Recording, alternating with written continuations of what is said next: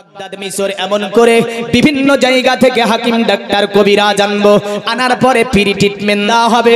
কারণ তাদের টার্গেটটাই ছিল যখন মুসলমানদের উপরে আপনার পর্দার আয়াত নাজিল হলো, যখন মুসলমানদের আপনার উপরে পর্দার আয়াতকে নাজিল করে দেওয়া হলো, কোনো মুসলমান নারী আপনার রাস্তায় দেখা যায় না, কোনো মুসলমান নারী রাস্তায় আপনার বেরায় না। যদিও মুসলমান নারীরা রাস্তার মধ্যে বেরিয়ে যায়, তবুও তাদের আপনার মাথার তালু থেকে নিয়ে পায়ের তালু পর্যন্ত হিজাবে যেন আবৃত থাকে। ইহুদিরা বলল, মুসলমানের নারীরা এমন করে কেন রাস্তায় বেরায়? তাদের মাথার তালু থেকে নিয়ে পায়ের তালু পর্যন্ত কেন ঢাকা থাকে? মুখটা কেন ঢাকা থাকে? যে কোনো মরমে, যে কোনো ছলে বলে কৌশলে আমরা মুসলমান নারীদেরকে বাইরে বের করে আনবো। তাদের টার্গেটটা ছিল মদিনাতে একটি সংস্থা আপনার তৈরি করা। সংস্থাটার নাম ছিল হসপিটাল, মানে ট্রিটমেন্ট লয়, যেখানে আপনার অনেক হাকিম ডাক্তার কবিরাজ বদ্ধ দিয়ে ওই জায়গাটাকে চালু করলো। চালু করার পরে তারা ট্রিটমেন্ট শুরু করলো, ফ্রি ট্রিটমেন্ট। ওই ট্রিটমেন্ট নেওয়ার জন্য মক্কা থেকে মানুষ যেত, আপনার এমন করে বাগদাদ থেকে মানুষ যেত, মুলকে শাম থেকে মানুষ যেত, মিশর থেকে মানুষ যেত ওই জায়গাতে ট্রিটমেন্ট করানোর জন্য। কিন্তু আমার নবী পাকের অনুসারী সাহাবী যারা, তারা কেউ আপনার ওই সংস্থায় ট্রিটমেন্ট নেয় না। আরো জোরে বলতে হবে, ফ্রি ট্রিটমেন্ট, কিন্তু নবীর কোন সাহাবী যাই না। আগামী কাল যদি বলে যাই ফ্রি জিনিস আছে, আমরা দেখতে পাচ্ছিলাম সোশ্যাল মিডিয়ার যুগ, ফ্রির মালে এমন করে গিয়ে আমরা না লাইন দিয়েছি বুঝলেন, কাপড় খুলে চলে যাই, তাও মিডিয়াতে দেখায়। জাতি ভেবে দেখো, কোন কি ছিলে তুমি, হয়েছ কি? 1, 2, 3, 4, 6 মাস হয়েছে কোন মুসলমান সেখানে ট্রিটমেন্ট নেয়নি মদিনাতে। জোরে বলেন সুবহানাল্লাহ, সুবহানাল্লাহ। তারা মিটিং করে বলল, মোহাম্মদ বিন আব্দুল্লাহ নিষেধ করেছে আমাদের এখান থেকে ট্রিটমেন্ট নিতে। টার্গেটটা ছিল মুসলিম নারীদের পর্দাকে কি করা, মুসলিম নারীর পর্দা বন্ধ করে দেওয়া, কিন্তু পারেন। এই পর্দা যে শুধু মুসলিম সংবিধানের মধ্যে বলেছে, মুসলিম শাস্ত্রী বলেছে এমনটা বিষয় নয়। কারণ পর্দা করতে শুধু ইসলাম গ্রন্থি বলেছে এমনটা নয়। পৃথিবীর জমিনে যত ধর্মগ্রন্থ আছে, যত ধর্মীয় গুরু আছে, যত পণ্ডিত জন্ম নিয়েছে, যত মনোঋষি এসেছে, যত জ্যোতিষী এসেছে, সকলেই বলেছে নারী মানেই পর্দা। জোরে বলেন সুবহানাল্লাহ। নারী মানে নারী পর্দা করতে হবে। যার কারণে তাদের আপনার বেদ আপনার সনাতন ধর্মের একটি গুরুত্বপূর্ণ কিতাব।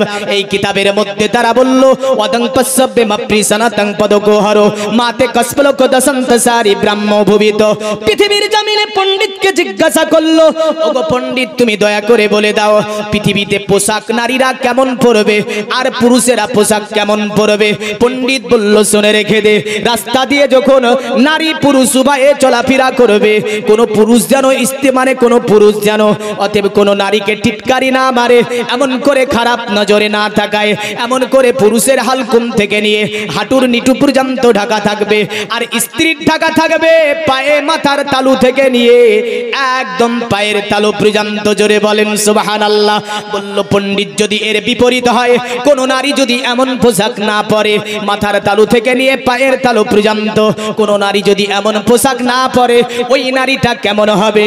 বলল, যে নারী মাথার তালু থেকে নিয়ে পায়ের তালু পর্যন্ত পোশাক পরবে না, যে নারীর অশ্লীল পোশাক পরবে, রাস্তাতে চলাফেরা করবে, হেলে দুলে ডানে বামে এমন করে চতুর্দিকে তাকাবে, এমন করে আপনার অন্য পুরুষকে আকৃষ্ট করবে, যে পুরুষকে আকৃষ্টকারী নারী পৃথিবীতে ওটা নারী হতে পারে না, ওটা হচ্ছে ধূর্ত শগুনের মতো। কিসের মতো? ধূর্ত শগুন। যে নারীর চলনে অন্য পুরুষ আকৃষ্ট হয়, ওই নারীটা হচ্ছে ধূর্ত শগুন। এটা সনাতন ধর্মে, হিন্দু ধর্মের কথা। ওই নারীটা হচ্ছে ধূর্ত শগুন। ও নারী কিসের? বললো নারী তারা হবে। কেমন হবে? বলে নারীর চলন হবে সংযমী। সুবহানাল্লাহ। নারী যখন রাস্তা দিয়ে চলবে পদযুগলের দিকে তাকিয়ে চলবে, পাগুলোকে আস্তে আস্তে ওঠাবে, মাটির দিকে তাকিয়ে তাকিয়ে চলবে। এরাই হচ্ছে পৃথিবীর জমিনে প্রকৃতিক নারী। এই পৃথিবীর মুমিন মুসলমান আজকে পৃথিবীর জমিনে যদি সব ধর্মীয় গ্রন্থের মধ্যে আপনি দেখতে যান, তবে দেখতে পাবেন পর্দা করাকে সনাতন ধর্ম বলেন, খ্রিস্টান ধর্ম বলেন, বৌদ্ধ ধর্ম বলেন, এমন করে যত ধর্ম আছে পৃথিবীতে সব ধর্মের মানুষে বলেছে নারী মানে পর্দা করতে হবে।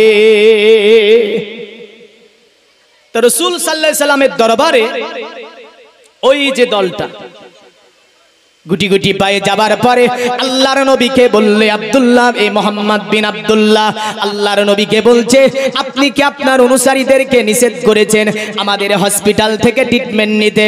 আল্লাহর নবী বলল, না, আমি তো তাদের কেমন নিষেধ করি না তোমাদের ওখানে হসপিটাল থেকে ট্রিটমেন্ট নিতে।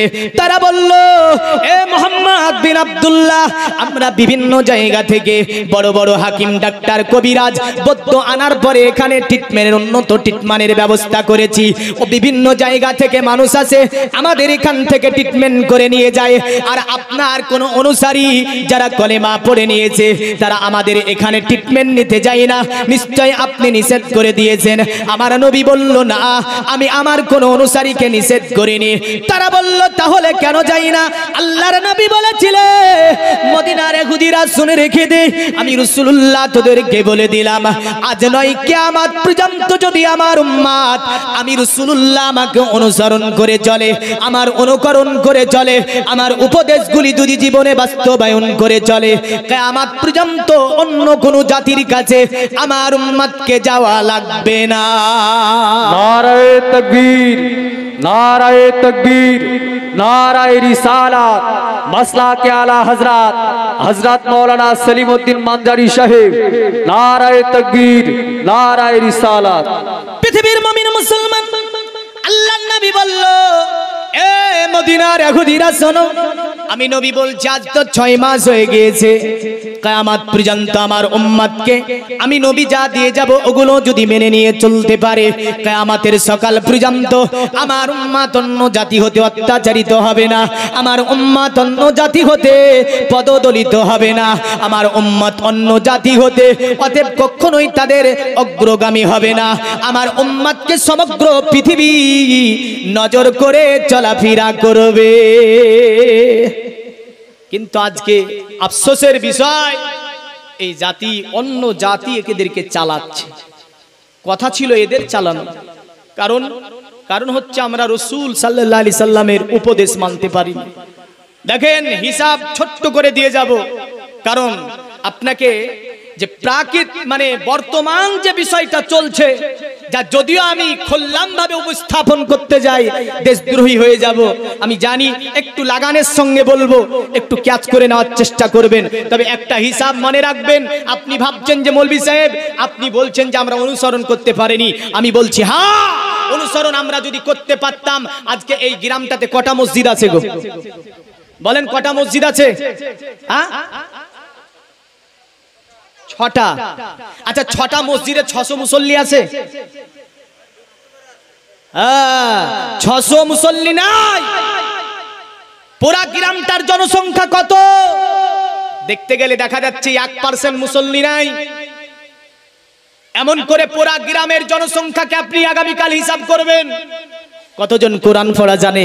তো দেখা যাবে 5% কোরআন পড়া না জানে, 95% কোরআন শরীফ পড়া জানে না। কোথায় গিয়েছে জাতি? কোন জায়গায় গিয়েছে? আল্লাহর রাসূল সাল্লাল্লাহু আলাইহি সাল্লাম তিনি বলেছেন, শোনো আমার উম্মত, আমি রাসূল তোমাদেরকে যে একটা কিতাব দিয়ে যাচ্ছি, পৃথিবীর জমিনে আমার নবী পাকের সবচেয়ে বড় মজেজা কোনটা? কোনটা গো? 4500-এর অধিক মজেজা আমার নবী পাক সাল্লাল্লাহু আলাইহি সাল্লাম দ্বারা সংগঠিত দুনিয়াতে আল্লাহর নবীর মাথার তালু থেকে নিয়ে পায়ের তালু পর্যন্ত পুরোটাই মজেজা। জোরে বলেন সুবহানাল্লাহ।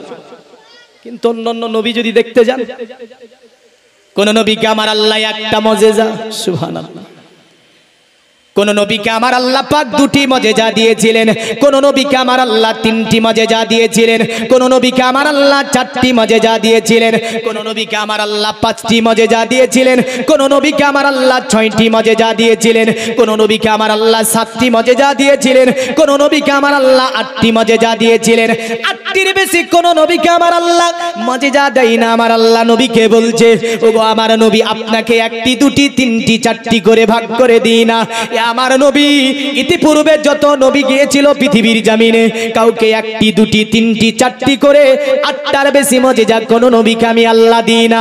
কিন্তু নবী গো, আমার নবী আপনার মাথার তালু থেকে নিয়ে পায়ের তালু পর্যন্ত আমি আল্লাহ আপনাকে মজেজা বানিয়ে দুনিয়াতে পাঠিয়েছি। জোরে বলেন সুবহানাল্লাহ।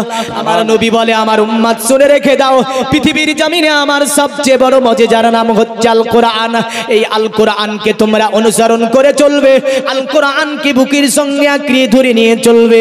আমি রাসূলুল্লাহ বললাম, কিয়ামতের সকাল পর্যন্ত কোন জাতি তোমাকে আক্রমণ করতে পারবে না, কোন জাতি তোমাকে পদদলিত করতে পারবে না, কোন শক্তি তোমাকে আসার পরে পরাজিত করতে পারবে না। কিন্তু কোরআন আমার কাছে আছে, কোরআন দ্বারা আমরা জিন ছুটাতে পারি, মানে জিনে ধরলে ফুক দিয়ে ছুটিয়ে দিই। কোরআন দিয়ে আমরা বাচ্চা কাচ্চে ফুক দিয়ে আপনার চুপিয়ে দিতে পারি। কোরআন দিয়ে আমরা জানি যে নামাজ পড়তে হয়, কিন্তু আল্লাহ বলছে, বান্দারে কোরআন দিয়ে নামাজ পড়া, কোরআন দিয়ে জিন ছুটানো, কোরআন দিয়ে এমন করে বাচ্চা ফুকানো, আমি আল্লাহ এগুলো তো কোরআনের কাজ, মামুলি কাজ।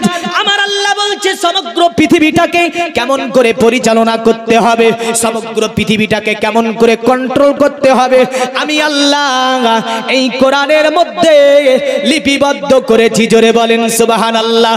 আমার বান্দা, তুমি কি একদিকে শুধু ওই দিকে নজর দিও না, কারণ কোরআন এমন একটি কিতাব, একটা মানবীর আপনার জীবনে যা কিছু দরকার, বাচ্চা জন্ম নিয়ে থেকে নিয়ে, বাচ্চার শৈশব কৈশোর থেকে নিয়ে, বৃদ্ধাক্য অবনতি থেকে নিয়ে, মৃত্যুর কোলে আশ্রয় থেকে নিয়ে, কবর থেকে নিয়ে, হাসর থেকে নিয়ে, জান্নাত জাহান্নাম থেকে নিয়ে, একটা মানব জীবনে যা কিছু দরকার সমস্ত কিছু বর্ণনা দেওয়া হয়েছে আল কোরআনুল কারীমের মধ্যে। আর একটু জোরে বলেন। কিন্তু কোরআনের মহাব্বত আমাদের মধ্যে কেমন? ওই রমজান আসলে পারবো। কবে পারবে? রমজান আসলে পারবে। মুরগিতে বা ডিম পারে কিছু কিছু বাড়িতে কোরআনের ওপরে, নাউজুবিল্লাহ। হ্যাঁ, গজব হবে না? গজব তো হবে। মৌলভী সাহেবকে এসে বলে, মৌলভী সাহেব কোনো বরকত না, একটু দোয়া করে দেন। হ্যাঁ, বাড়িতে কোরআন পড়ে আসে, একদম ভালো একটা গাড়ি এনে, বুঝলেন, সুন্দর একটা কাপড় কিনে নিয়ে যে গাড়িটা মুছবে। কি মুছবে? গাড়ি মুছবে। আল্লাহ বলছে, চাপ, তুই তোর বাড়িতে কোরআনের চুজদানে চিমটি মারলে মলা উঠে, আর তোর বাড়িতে ফ্রিজের কভারটা নিয়ে এসেছিস 1,500 টাকা দিয়ে, তোর টিভির কভারটা এনেছিস 2,000 টাকা দিয়ে, তোর গাড়িতে একবার চাপ গিয়ে দাঁত ভেঙে পড়ে থাকে। হ্যাঁ, থাকে না? দাঁত ভেঙে পড়ে থাকে। কেন? গজবটা আসে কেন? ওর বাড়িতে কোনো বেদবি হচ্ছে, রহমত উঠে গিয়েছে বাড়ি থেকে, ওই বাড়ির ওপরে কোনো জিন শয়তানের কোন নজর পড়ে গিয়েছে। একটু সাবধান হতে হবে। এবার আমি আসি, এই কোরআন পৃথিবীতে সবচেয়ে বড় মজেজা, রাসূলের জীবনের সবচেয়ে বড় মজেজার নাম হচ্ছে আল কোরআন। যদি বলেন, আরে পড়ো গো কোরআন মধুর বাণী দিয়ে মন প্রাণ, অন্তর তোমার সাদা হবে পড়িলে কোরআন। আরে ওযু করো, কোরআন খোলো, কাবার দিকে বসে ধীরে ধীরে পড়ো কোরআন, জীবন কাটবে সুখে। জোরে বলুন সুবহানাল্লাহ। কারণ যদি তুমি কোরআন পড়তে পারো, তোমার জীবনটা সুখের হয়ে যাবে। এই কোরআনুল কারীম ফুরকানুল হামিদের মধ্য থেকে যে আয়াতে কারিমা আমি তেলাওয়াত করেছি, আমার আল্লাহ কোরআনের মধ্যে বলছে, ইয়া আইয়ুহাল্লাযীনা আমানুত্তানিবু লিল্লাহি ওয়ালির রাসূলি ইযা দাআকুম। আমার আল্লাহ ডাক দিচ্ছে পৃথিবীর ঈমানদারেরা, এ বিশ্বাস দেশবাসীরা শুনে রেখে দাও, আমি আল্লাহ তোমাদেরকে বলছি, যখন তোমাদেরকে আমার নবী ডাক দেবে, আল্লাহর রাসূলের তরফ থেকে যখন তোমাদের কাছে ডাক এসে যাবে, তোমরা পৃথিবীর সব কাজকে বন্ধ করে দাও। বন্ধ করে দেওয়ার পরে আমার নবীর ডাকে তোমরা সাড়া দিয়ে দাও। যদি তুমি কোরআন পড়তে থাকো, কোরআন পড়া বন্ধ করে দাও। নবী যদি তোমাকে ডাক দেয়, নবীর ডাকে সাড়া দিয়ে দাও। এ পৃথিবীর ইমানদারেরা, যদি তুমি নামাজের মধ্যে থাকো, আমার নবী যদি তোমাদেরকে ডাক দিয়ে দেয়, নামাজ বন্ধ করে দাও, নবী পাকের ডাকে সাড়া দিয়ে দাও। আমার আল্লাহ বলছে, পৃথিবীর ইমানদারেরা, যদি তুমি আজান দিতে থাকো, আর আজানের মধ্যে যদি আমার নবী তোমাদেরকে ডাক দেয়, আজান বন্ধ করে দাও, আমার নবী পাকের ডাকে সাড়া দিয়ে দাও। কারণ তোমার জীবনের মঙ্গল আছে। মুহাম্মদ সাল্লাল্লাহু আলাইহি ওয়াসাল্লাম যদি তোমাদেরকে ডাক দেয়, ওই ডাকে তোমাকে ওই মুহূর্তেই সাড়া দিতে হবে, এতেই তোমাদের জীবনের মঙ্গল আছে। জোরে বলেন সুবহানাল্লাহ। কিন্তু আমাদেরকে তো ডাক দেওয়া হয়, এখন বলবেন মৌলভী সাহেব কোথায় ডাক দেওয়া হয়? নবী তো 1500 বছর আগে চলে গিয়েছেন।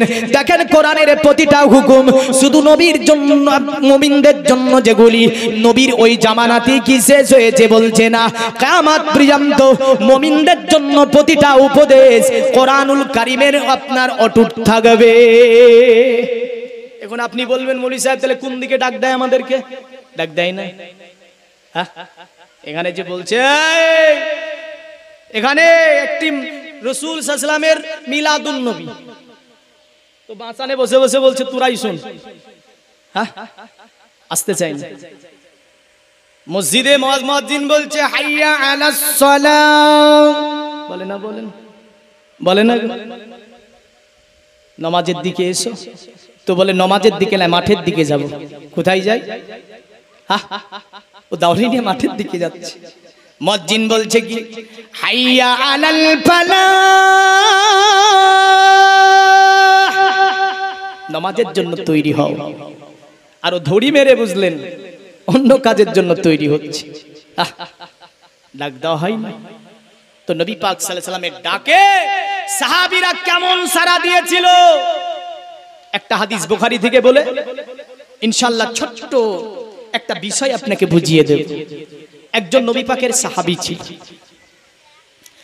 সাহাবীর নাম ছিল সাঈদ ইবনে মুআল্লা রাদিয়াল্লাহু তাআলা আনহু। নামাজ পড়ছে, সুবহানাল্লাহ। সাহাবী নামাজে দাঁড়িয়েছে, আর সাহাবী নামাজে দাঁড়ালে তীর লাগলে জানতে পারে না। জোরে বলেন। হ্যাঁ, আর আমরা মসজিদে ঢুকে ওপরগুলো দেখি কোথায় পাংখাটা আছে। হ্যাঁ, দেখে না, দেখে না গো, পাংখা দেখে নিয়ে ঠিক করে জায়গাটাতে বসে গিয়েছে। বললেন কাতার তোর হোক না না হোক, ও দেখে আমার লাভ নাই, পাংখা ছাড়বো না। কিছু কিছু আছে না নাই? হ্যাঁ আছে। কারণ ওই যে তারাবির টাইমে তো দেখলাম এই কাতার ফাঁকা, ও কাতার ফাঁকা। আমাকে একদিন বলছে মৌলভী সাহেব একটা কাজ করবেন আপনি, আজকে তারাবির নামাজ শুরু করবেন না, পিছনে গিয়ে ব্যাপারটা দেখবেন। তো আমি তাকবীর কিন্তু হয়ে গেছে বুঝলেন। সেই দিন নামাজে না দাঁড়িয়ে আমি ঘুরে গিয়েছি। ঘুরে যাবার পরে দেখছি পেছনের কাতারে বাতাস কম, তো ওটাকে বাদ দিয়ে বাইরে কাতার দিয়েছি। কটা মানুষ দাঁড়িয়েছে, মানে বাতাস না থাকলে সেখানে দাঁড়াবে না। আর যদি মশা থাকে বুঝলেন, হ্যাঁ, পা তুলে পায়ের ওপর লাথিও মারে, এ কথাও বলে শালা মশা কাজ পায় না। হ্যাঁ, নামাজে দাঁড়িয়েছি। হ্যাঁ, এই নামাজ হচ্ছে আমাদের। আর সাহাবী নামাজ, তীর যদি মারত, তীর এসে লেগে যেত, সাহাবী নামাজ ত্যাগ করতো না। জোরে বলেন সুবহানাল্লাহ। তো সাঈদ ইবনে মুআল্লা নবীর একজন সাহাবী, নামাজে দাঁড়িয়েছে, আল্লাহু আকবার বলে। তা আল্লাহর নবী ডাক দিচ্ছে, আমার সাঈদ। নবী ডেকেছে। সাঈদ ইবনে মুআল্লা আল্লাহকে বলছে, আল্লাহ আমি তো নামাজ পড়ছি, তোমার নবী আমাকে একদিক থেকে ডাক দিয়েছে, আমি নবীর ডাকে সাড়া দেব নাকি নামাজ পড়বো? আল্লাহর নবী আবার ডাক দিচ্ছে, সাঈদ। হযরতে সাঈদ ইবনে মুআল্লা বলছে, আল্লাহ নামাজ ছাড়বো নাকি নবীর ডাকে আমি সাড়া দেব? আল্লাহর নবী তৃতীয়বার ডাকলেন সাঈদ বলে। আপনার সাহাবী উত্তর দিতে পারলেন না। সাহাবী তাড়াতাড়ি করে নামাজ কমপ্লিট করার পরে আমার নবী পাক পাকের কাছে চলে গিয়েছেন। আল্লাহ নবী বসে আছেন, সাহাবী যাবার পরে সালাম দিল, আসসালামু আলাইকা ইয়া রাসূলুল্লাহ, আসসালামু আলাইকা ইয়া হাবিবাল্লাহ। আমার নবী পাক সালামের জবাব ফিরিয়ে দিলেন। আল্লাহ নবী বললে, আমার সাঈদ, তোমাকে 3 বার ডেকেছি, তুমি উত্তর কেন দাওনি? সাহাবী বলছে, ইয়া রাসূলুল্লাহ, আপনি যখন আমাকে ডাকেন, আমি সাহাবী নামাজে দাঁড়িয়ে গিয়েছিলাম, আমি সাহাবী নামাজ পড়তেছিলাম। আল্লাহ নবী বলে, সাহাবী, আমি দেখেছিলাম যে তুমি নামাজ আদা করছিলে। আল্লাহ নবী যখন এই কথা বলেছে, সাহাবী ভয় পেয়ে গিয়েছে। আল্লাহ নবীকে বলছে, ইয়া রাসূলুল্লাহ, নামাজ ছাড়বো নাকি আপনার ডাকে সাড়া দেব? আমার যেটা জানা নাই। আল্লাহ নবী বলে, সাহাবী, তুমি কি আল্লাহর কোরআন পড়নি? তুমি কি কোরআনের ওই আয়াতটা তোমার কাছে পৌঁছায়নি? কোরআনের ওই আয়াতটা কি তোমার ব্রেনে ছিল না? সাহাবী বলছে, ইয়া রাসূলুল্লাহ, কোন আয়াতের কথা বলেন? আমার নবী পাক বলে, ইয়া আইয়ুহাল্লাযীনা আমানুস্তানিবু লিল্লাহি ওয়ালির রাসূলি ইজাদাকুম। এ সাহাবী, আল্লাহ কি তোমাকে বলে দেয়নি? এ ঈমানদার, যখন তোমাদেরকে আমার নবী ডাক দেবে, যে অবস্থায় থাকো না কেন, ওই অবস্থায় নবীর ডাকে সাড়া দিতে হবে। সাহাবী জজ্জর করে কাঁদতে লাগলেন, ইয়া রাসূলুল্লাহ, ভুল হয়ে গিয়েছে, অন্যায় হয়ে গিয়েছে, আমাকে মাফ করে দেন। আল্লাহ নবী আমার সাহাবীর চট করে আপনার এই যে জায়গাটাকে, হাতটাকে ধরে ফেললেন।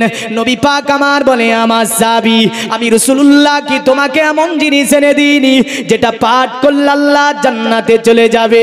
এ সাহাবী, তোমাদেরকে কি এমন জিনিস পৌঁছে দিইনি যেটা পাঠ করলে মাবুদের জান্নাতে চলে যাবে? সাহাবী বলছে, ইয়া রাসূলুল্লাহ, ওটা তো আমি ভুলে গিয়েছিলাম। এমন কোন জিনিসের কথা বলেন? আমার নবী বলে, আমার সাহাবী, যেটা আল্লাহ পাক আমাকে মক্কা তো দিয়েছে, যেটা আল্লাহ পাক আমাকে মদিনা তো দিয়েছে। এ আমার সাহাবী, আমি কি তোমাদেরকে উম্মুল কোরআন এনে দিইনি? পৃথিবীর জমিনে আমার কোন উম্মাত যখন দাঁড়িয়ে দাঁড়িয়ে, নামাজে দাঁড়িয়ে দাঁড়িয়ে, এমন করে নামাজের বাইরেও উম্মুল কোরআন তেলাওয়াত করে, আল্লাহ পাক তার নসিবে জান্নাতকে লিখে দেয়। আর একটু জোরে বলেন। এখন যদি জিজ্ঞাসা করি, উম্মুল কোরআন কজন জানে? একাধিক মানুষ উম্মুল কোরআন পড়তে পারে না। সূরাতুল ফাতিহা যেটাকে বলছে, সূরায়ে ফাতিহা একাধিক মানুষ পড়তে পারে না। আর মারা গিয়েছে বলছে, যত তলেবায়ে এজাম আছে একদম মৌলবি সবগুলোকে নিয়ে এসে খাইয়ে দেব, জান্নাত চলে যাবে। জীবনে নামাজ পড়েনি, কোরআন পড়া জানে না, আল্লাহকে দুনিয়াতে এসে একদিনও সেজদা করেনি। ওই ব্যক্তিটা মারা গেলে কাবার 14টা ইমাম এসেও যদি দোয়া করে, মনে রাখবেন জান্নাত যাওয়া খুব মুশকিল হয়ে যাবে। কারণ হাসরের প্রথম নাম্বারের প্রশ্নই হচ্ছে নামাজকে নিয়ে, আর কবরের প্রশ্ন হবে ঈমানের উপরে, আর হাসরের প্রথম প্রশ্নই হবে নামাজের উপরে। তাহলে নামাজ তার্ক করে যে পৃথিবীতে এসে একদিনও নামাজ পড়েনি, মারা গিয়েছে, এই ব্যক্তিটার জন্য কোন দোয়াকে জান্নাতে নিয়ে যাবে আমার জানা নেই। একটু দুরূদ পড়েন, আল্লাহুম্মা সাল্লি আলা সাইয়্যিদিনা মাওলানা মুহাম্মদ ওয়া আলা আলিহি সাইয়্যিদিনা মাওলানা। আরে কাটে জিন্দেগানি নবীজির শরণে, নবীর দেখা পাই জানো শয়নে সপনে। জোরে বলেন। দেখেছেন?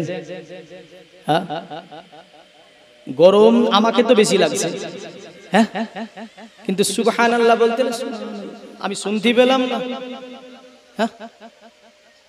নারে তাকবীর, আল্লাহু আকবারের ধ্বনি দিয়ে যে আকসা, বাইতুল আকসা, প্যালেস্টাইনে যে যুদ্ধ চলছে এখন ইসরায়েলের সঙ্গে, আরাবিয়ানরা এক সময় নারায়ে তাকবীর, আল্লাহু আকবারের ধ্বনি দিয়ে এদেরকে এই শব্দটি এরা বাইতুল আকসা মসজিদকে ছেড়ে পালিয়েছিল। জোরে বলেন সুবহানাল্লাহ। মানে তাদের সুবহানাল্লাহ, আলহামদুলিল্লাহ, আল্লাহু আকবার একদম এত জাজবা ছিল যে শুনে ভয় পেত অনেক। আর এখন এই বাঘের জাতি হয়েছে ছাগল। হ্যাঁ, ছাগল হয়ে গেছে, কারণ মুসলিম মানে তো বাঘ। এদেরকে দেখে সমগ্র পৃথিবী ভয় পেয়েছে, জোরে বলেন সুবহানাল্লাহ। কিন্তু আজকে আর ভয় নাই। মুসলিম দেখলে চাচা বলে ডাকে। আগামী দিন আসছে, এই যে সোশ্যাল মিডিয়ায় দেখছিলাম না, যে চীন থেকে মেশিন এনে রেখেছি, 10,000 মুসলিমকে ঠিক করা হয়েছে ওদের দাড়ি কাটার জন্য। নাকি চীন থেকে মেশিন এনে আগেই রাখা হয়েছে। হিন্দুস্তানের 10,000 দাড়িওয়ালাকে ঠিক করে রেখেছে, মানে ওরা যদি আসে ঠিক জায়গায় তো নাকি ধরে ধরে দাড়ি কেটে দেবে। আল্লাহ রাব্বুল আলামিন এইরকম বড় বড় জালিম পৃথিবীতে পাঠিয়েছে, কিন্তু টিকে থাকেনি। না থেকেছে? থেকেছে? থাকেনি। সবগুলোকে জাহান্নামে পাঠিয়ে দেওয়া হয়েছে। তুই মনে রাখিস, রাসূলের দাড়িকে নিয়ে, সুন্নাতকে নিয়ে যখন কেউ ব্যঙ্গ শুরু করে, যখন বেয়াদবি করে, আল্লাহ পাকের গজব অটোমেটিক তার উপর আসে এবং তাকে জাহান্নামে আল্লাহ পৌঁছিয়ে দেয়। তোকেও পৌঁছিয়ে দেবে জাহান্নামে, কিন্তু রাসূলের সুন্নাত মিটবে না। জোরে বলেন সুবহানাল্লাহ। নাকি মিটবে? মিটবে না তো। কিন্তু দেখি এখানে একাধিক নাই, একটু মনে মনে ভাবেন। হ্যাঁ, দাড়ি অনেকের পেকে গিয়েছে, দাড়ি রাখেননি, একটু নিয়াত করেন যে দাড়িটা রেখে দেব। কারণ এটা একটা সুন্নাত। একটা সুন্নাতকে আপনি জিন্দা করলে বলা হয়েছে 100টা শহীদের নেকি ওকে দান করা হবে। জোরে বলেন কতটা? 100টা শহীদের নেকি। তাহলে আপনি মনে মনে ভাবেন তো 100টা শহীদের নেকি নেব, এই সুন্নাতটাকে আর আমি কাটবো না। একটু মনে মনে বলেন, জোরে বললে লজ্জা পাবেন, মনে মনে বললে লজ্জা পাওয়া যাবে না? না যাবে? তাই বলছি যে জোরে বলতে বলছি না, মনে মনে বলেন। এবার আমি আসি রাসূলের ভালোবাসা। আরে নবীজির কি আশিকি ছিল হাজিরাতে বেলাল, না দিলে আজান হতো না সকাল। একই ছিল চাওয়া বেলালের জীবনে, কাটে জিন্দেগানি নবীজির শরণে। নবীর দেখা পাই জানো শয়নে সপনে। আল্লাহুম্মা। বাতাসই তো লাগে না গো, একটু উঁচু করে দিতে হবে, খাড়া। ওয়ালা আলে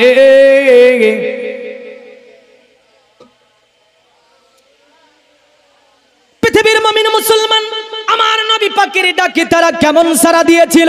সাঈদ ইবনে মুআল্লাকে নবী পাক বলল, সূরা ফাতিহা যখন আমার উম্মত পড়বে, আমার উম্মতকে আল্লাহ পাক জান্নাত দান করবে। জোরে বলেন সুবহানাল্লাহ। কিন্তু আমরা যদি সূরা ফাতিহা মুখস্থ না করার পরে মারা যায়, বলেন তো কোন দোয়াকে জান্নাতে নিয়ে যেতে পারে? আমার নবী বলছে, আমার উম্মতেরা, উম্মুল কোরআন তোমাদেরকে দিয়েছি, এই উম্মুল কোরআন তোমরা সর্বময় তেলাওয়াত করে দাও। আমার নবী পাকের ডাকে তারা কেমন করে সাড়া দিয়েছিল। বর্তমান সময়ে যদি দেখতে যান, বর্তমান সময়ে যদি একজনকে জিজ্ঞাসা করেন, যারা আপনার ওই যে আগডুম বাগডুম একটা কবিতা পড়েছিলাম আমরা ছোট্টবেলায়, এখন আর কবিতাটা দেখা যায় না। এখন সমাজে কিছু আগডুম বাগডুম বাড়িয়েছে, বুঝলেন? এই আগডুমদেরকে জিজ্ঞাসা যদি করেন নমাজের সম্মান বেশি নাকি নবীর সম্মান, বলবে যে নমাজের সম্মান বেশি। যদি জিজ্ঞাসা করেন রোজার সম্মান বেশি নাকি আপনার নবীর সম্মান বেশি, বলবে রোজার সম্মান বেশি। আজানের সম্মান বেশি নাকি নবীর সম্মান বেশি, বলবে যে আপনার ওদের কাছে আজানের সম্মান বেশি। কিন্তু আল্লাহর কোরআন বলছে, পৃথিবীতে যত যা কিছু আমি আল্লাহ ইবাদত পাঠিয়েছি, যা কিছু আমার সৃষ্টি রয়েছে, সকলের চেয়ে উত্তম সম্মান আমি মুহাম্মদুর রাসূলুল্লাহকে ডাক দিয়েছি। তোমরা যে মুহূর্তেই থাকো না কেন, নবী যদি ডাক দেয় তোমাদেরকে, তোমরা দৌড় দিয়ে চলে যাবে। আমরা যদি হাদিস গুনে দেখতে যাই, পৃথিবীর জমিনে আল্লাহর নবী এসেছেন মক্কাতে 622 খ্রিস্টাব্দে নবী পাক মক্কাকে ত্যাগ করেছেন। বেদের মধ্যেই কথাটি এইভাবে আছে, 60 সহস্র নবতিং চকরাম আর উসমে সুদম্ম হয়ে আমরা মক্কাতুল মুকাররমা সরজমিনে 60,000 জনের মধ্য থেকে যাকে পেয়েছিলাম, মানে ওই সময় মক্কার জনবস্তি ছিল 60,000, আর 60,000 জনের মধ্যে থেকে তারা বলছে একজনকে আমরা পেয়েছিলাম, তিনি হচ্ছেন কোরাম। কারণ বেদের মধ্যে আমার নবী পাকের নাম কখনো কোরাম বলেছে, কখনো সর্বশ্রেষ্ঠী বলেছে, কখনো আমার নবীকে বলেছে আপনার কেমন করে নরাসং নামে আমার নবীকে খ্যাত করেছে, কখনো তারা আমার নবীকে বেদের মধ্যে বলেছে মুহাম্মাদাং। কারণ মন্ত্রের মধ্যে আমরা দেখতে পাই তারা এই মন্ত্রের মধ্যে বলেছে ষষ্ঠী সহস্র নবতিং চকোরাম আর উসমে সুদম্ম হয়ে 60,000 জনের মধ্য থেকে আমরা ওই সমাতে যাকে পেয়েছিলাম উনি হচ্ছেন কোরাম। কোরাম শব্দটি হচ্ছে সংস্কৃতি শব্দ। এই শব্দের যদি বাংলা করা হয় তাহলে অর্থ হবে দেশ ত্যাগী, মানে হিজরতকারী। যিনি হিজরত করে মক্কা থেকে মদিনায় চলে গিয়েছিলেন, ওনার মতো মানব পৃথিবীর জমিনে আমরা আর দেখতে পাই না। তাহলে পেটে আমার নবীর একটা নাম পেলাম কোরাম, আর একটা মন্ত্রে তাহলে আমার নবীর নাম এইভাবে বলেছে নরাসং সং সুদিষ্ট জম্পসং সপ্রতস্তমাং, মানে নরাসং যিনি হবে তিনার প্রকাশ্য নাম হবে মুহাম্মাদুর রাসূলুল্লাহ সাল্লাল্লাহু তাআলা আলাইহি ওয়াসাল্লাম। মানে এই নরাসং যিনি হবে তিনি হবে মুহাম্মদ। যার কারণে তারা বলেছে এইভাবে হোতারবিন্দ্র মহাশ্রিন্দ্র বাল্লা জিষ্টম শিষ্টম পুণ্য ব্রাহ্মণ মাল্লাম আল্লাহ রাসূল মুহাম্মদ রাকাম বরস আল্লাহ আদলাং বুকমে কামাল্লা বুকাম ইল্লা কিলান্তিকাম। তারা বলল সমস্ত দেবতাদের মেন দেবতা হচ্ছে এক আল্লাহ, আল্লাহর উপরে আর কোনো দেবতা হতে পারে না। তারা বলল মুহাম্মদ হচ্ছে অতি বরণীয় নবী, তাকে মানতে হবে, তাকে জানতে হবে। বরস আল্লাহ আল্লাহই হচ্ছে আল্লাহ, আল্লাহর সঙ্গে অন্য কারো তুলনা করা যায় না। তারা বলল আদলাং বুকমে কামাল্লা বুকাম ইল্লা কিলান্তিকাম, আল্লাহ যিনি হয় তিনি অব্যয় অক্ষয় নিরঞ্জন নিরাকার ওয়াহাদাহু লা শারীক। জোরে বলবেন না? পৃথিবীর মুমিন মুসলমান মনে রাখবেন তো নবীকে আমার তারা মুহাম্মাদাং বলেছে। আবার তারা আরেকটা মন্ত্রে এভাবে বলেছে, যেমন করে তাদের গুরুত্বপূর্ণ কিতাবটির নাম হচ্ছে কোরআন। এই কোরআনের মধ্যে তারা নবী পাক সাল্লাল্লাহু আলাইহি সাল্লামকে নিয়ে বলেছে এইভাবে, যেমন করে তারা বলেছে ষষ্ঠী সহস্র এইভাবে বলেছে যে এতসলিল্লান্তারে মিলচ্চাচার্যেন সম্ভাবিত মহামাদিতি খ্যাত শিক্ষ সগা সম্ভাবিত নিপ্রসেচাব মহাদেবং মরিস্তাল নিবাসী নমো গঙ্গা জলেশ্চ সংস্নাপ্য পঞ্চগব্য সম্ভবিতে নমস্তে বিরিজানাথ মরুস্থান নিবাসিনে তিপ্রার সুরনা সাই বহুমায়া প্রবার্তিনে। এখানে মোহাম্মদ শব্দ দিয়ে আমার নবী পাককে তারা আপনার বলে দিয়েছে যে মোহাম্মদ যিনি আসবে মরুর প্রান্তরে। তাহলে বোঝা যায় যে বেদের মধ্যে মহাভারতের মধ্যে এমন করে আপনার যে মহাভারতের মধ্যে বলেছে এইভাবে কালকুরামে বিষ্ণু যশেতে নামেতে ব্রাহ্মণ সম্বল নগরেতে জন্ম লইবেন তখন মহাবীর্য মহাবুদ্ধি কলকিতার ঘরে জন্মিবে যথাকালে দেবকার জাতরে। এখানে আমার নবীকে বুঝাতে গিয়ে তারা ব্রাহ্মণ শব্দটি ব্যবহার করেছে। ব্রাহ্মণের সংজ্ঞা কি? আমি যদি বেদকে জিজ্ঞাসা করি, সনাতন ধর্মের গুরুত্বপূর্ণ কিতাব যদি বেদকে বলি তুমি অতএব ব্রাহ্মণের সংজ্ঞা দাও, বেদের মধ্যে ব্রাহ্মণের সংজ্ঞা এইভাবে করা আছে যারা আল্লাহর ইবাদতে নিজেকে মনোনিবেশন করে দিল পৃথিবীর জমিনে তারাই হচ্ছে ব্রাহ্মণ। ব্রাহ্মণ কারা? যারা আল্লাহর ইবাদতে নিজেকে মনোনিবেশন করলো ওই জাতির ওই ব্যক্তিটাই হচ্ছে ব্রাহ্মণ। কিন্তু সনাতন একটা জাতি বা গোষ্ঠীর নাম হচ্ছে ব্রাহ্মণ গোষ্ঠী। আমি এই ব্রাহ্মণ তো আমার নবীকে তারা বলেছে ব্রাহ্মণ মানে একটি প্রভাবশালী ব্যক্তি বা প্রভাবশালী গোত্রে ওই মুহাম্মদ সাল্লাল্লাহু আলাইহি ওয়াসাল্লাম আসবে। জোরে বলেন সুবহানাল্লাহ। তো আল্লাহর রাসূল যখন মক্কাকে ত্যাগ করলেন হিজরি কত ছিল, খ্রিস্টাব্দ কত ছিল? 622। কত? 622। 622 থেকে নিয়ে একদম 632 খ্রিস্টাব্দ পর্যন্ত বলা হয় ইসলামী যুগ। কোন যুগ বলা হয়? ইসলামী যুগ বলা হয়। 622 থেকে নিয়ে 632 খ্রিস্টাব্দ পর্যন্ত। 632 খ্রিস্টাব্দে খুলাফায়ে রাশিদিনের আমাল শুরু হচ্ছে। ওখান থেকে 2 বছর রাজত্ব করছে আবু বকর সিদ্দিক আকবর। 634 পর্যন্ত। 634-এ খেলাফতে আরোহণ করছেন হযরত ওমর ফারুক আজম। দীর্ঘ 10 বছর তিনি রাজ্য চালালেন। আপনার ওখান থেকে একদম চলে গেল 634 থেকে নিয়ে 644 পর্যন্ত। 644-এ আরোহণ করলেন হযরত উসমান গানি রাদিয়াল্লাহু তাআলা আনহু দীর্ঘ 12 বছর খেলাফত চালালেন, একদম চলে গেল ওখান থেকে 656 পর্যন্ত। 656তে আলী শেরে খোদা সিংহাসনে আরোহণ করলেন। 656 থেকে নিয়ে একদম 663 পর্যন্ত খুলাফায়ে রাশিদিনের যুগ, জোরে বলেন সুবহানাল্লাহ।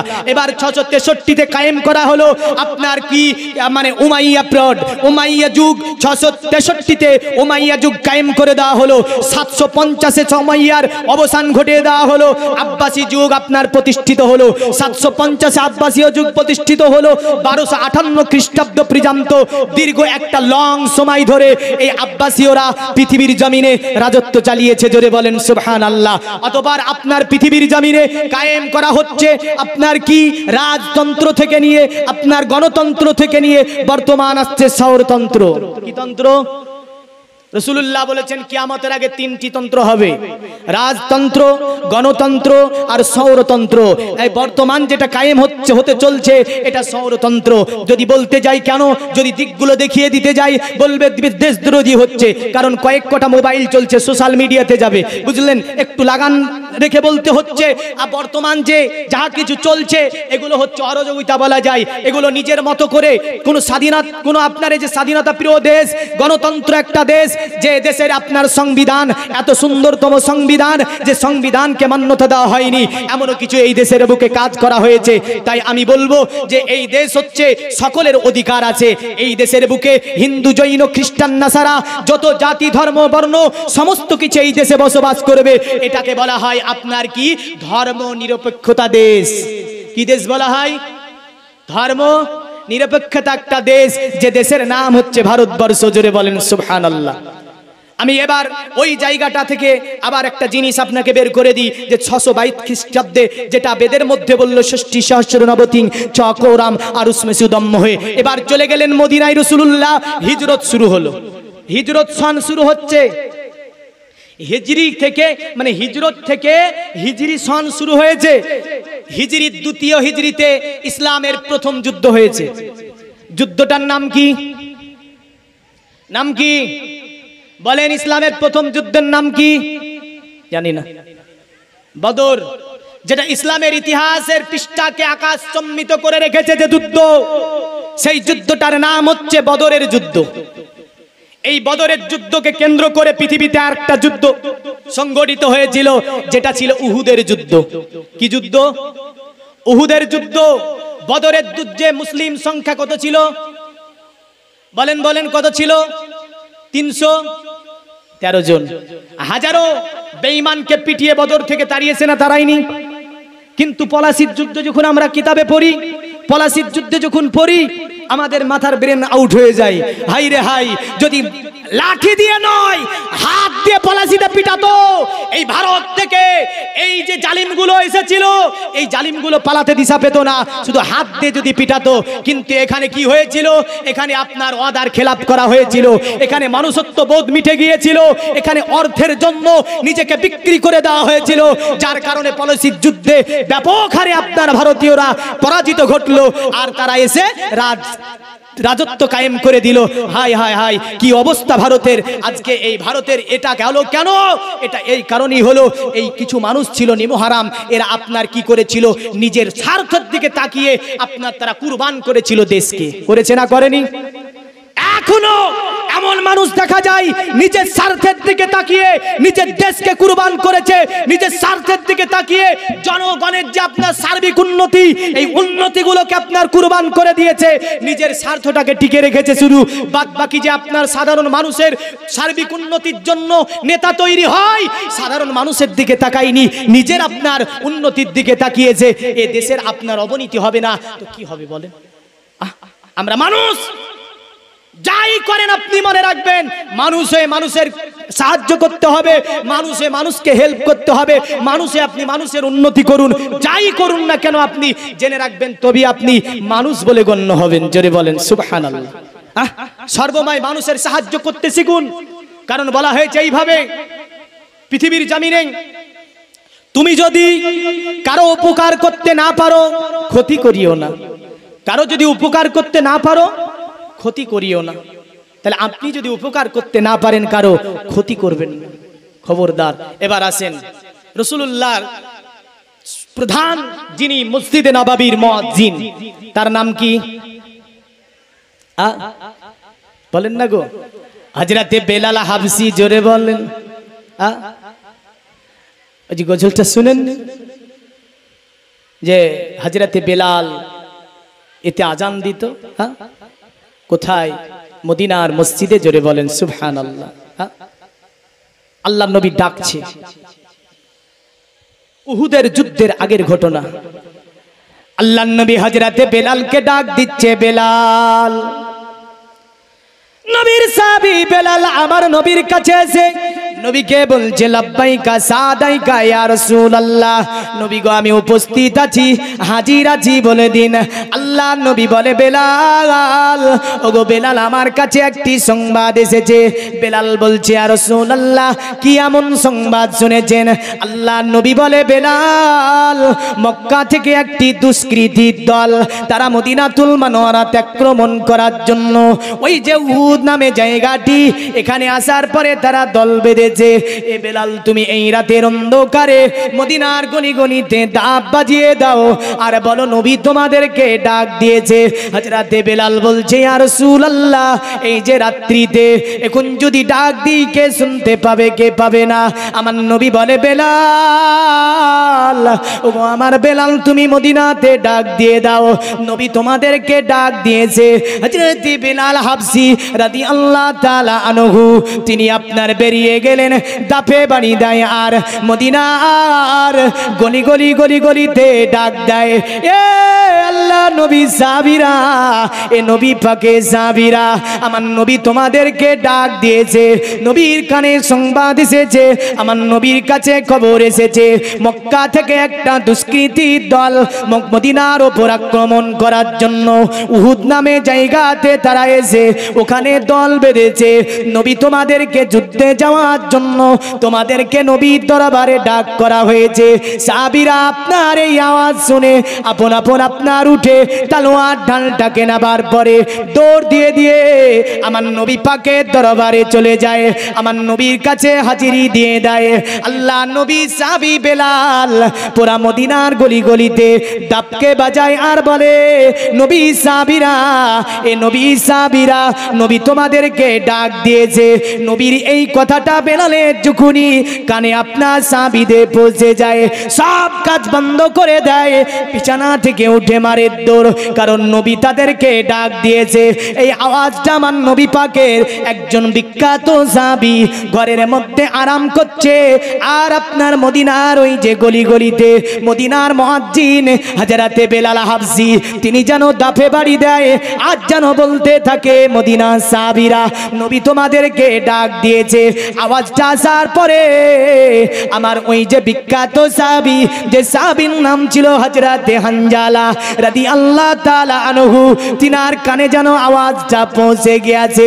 যখনই কানে আওয়াজটা পৌঁছে যাওয়া, চট করে বিছান থেকে ওঠার পরে মাথার কাছে তলোয়ারটা ছিল, ঢালটা ছিল, নেওয়ার পরে বিছানা থেকে নেমে যাবেন, চট করে পেছন থেকে স্ত্রী ধরে ফেলেছে। ওগো আমার স্বামী, আপনি কোথায় এত রাত্রিতে এমন করে চলে যান? স্ত্রীকে বলে, আমার স্ত্রী, তুমি কি শুনতে পাওনি? আল্লাহ নবী আমাদেরকে ডাক দিয়েছে, নবী পাক আমাদেরকে ডাক দিয়েছে, নবী ডাক রেখেছে, আমি নবীর দরবারে চলে যাব। স্ত্রী বলছে, ওগো আমার স্বামী, আপনি নবীর দরবারে কেমন করে যাবেন? আপনার ওপরে গোসলখানা ফরজ হয়েছে, আপনি কি গোসলখানা করবেন না? হানজালা বলে, আমার স্ত্রী, এমন করে বাধা দিও না, যদি আমি নবীর ডাকে সাড়া দিতে দেরি করে দিই, কাল কিয়ামতের দিন জবাব দিতে পারবো না, কিয়ামতের দিন আল্লাহর কাছে আমি সাহাবী যে দাঁড়াতে পারবো না। স্ত্রী বলছে, ও আমার স্বামী, গোসল করতে বেশি সময় লাগিবে না, গোসলটা সারা পরে আপনি নবী পাকের দরবারে চলে যাবেন। নবী সাহাবী বলছে, না গো আমার স্ত্রী, আমি গোসল করতে গেলে দেরি হয়ে যাবে। তুমি কি কোরআনের ওই আয়াতটা পড়নি? ওই আয়াতটা কি কোরআনের তুমি জানো না? আল্লাহ বলেছে, ইয়া আইয়ুহাল্লাযীনা আমানুস্তানিবু লিল্লাহি ওয়ালির রাসূলি ইজা দাআকুম, এ পৃথিবীর ইমানদার পরিবারেরা তোমরা যে অবস্থায় থাকো না কেন, নবী যদি তোমাদেরকে ডাক দিয়ে দেয়, নবী যদি তোমাদেরকে ডাক দেয়, ওই অবস্থাতেই তোমরা নবী পাকের ডাকে সাড়া দিয়ে দাও। এটি তোমাদের জীবনে মঙ্গল আছে, এটি তোমাদের জীবনে কল্যাণ আছে। স্ত্রী বলছে, স্বামী গো, আমার স্বামী, আমি বুঝতে পারছি আপনি নবীর ডাকে সাড়া দেবেন, তবে আমি রাসূলুল্লাহকে দেখেছি যখন বদরে প্রান্তরে সাহাবী শহীদ হয়েছিল, আল্লাহ নবী কোনো সাহাবীকে গোসল দেন না, আমার নবী ডাইরেক্ট রক্তাক্ত অবস্থায় শাহাদাদেরকে দাফন করেছেন। এগো আমার স্বামী, আপনার উপরে গোসলখানা পাওয়া যাচ্ছে। উহুদে ময়দানে যুদ্ধে যাবার পরে যদি আপনি শহীদ বরণ করে যান, রাসূলুল্লাহ আপনার গোসল দেবে না, রক্তাক্ত অবস্থায় আপনাকে এইভাবেই দাফন করে দেবে। ও আমার স্বামী, তাই দয়া করে বলবো আপনি গোসলটা করে যাবেন।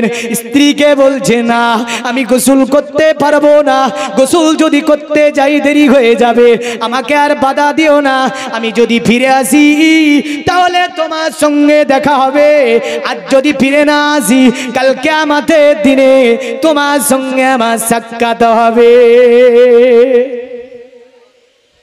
এ ছিল ইসলাম, এ ছিল সাহাবী।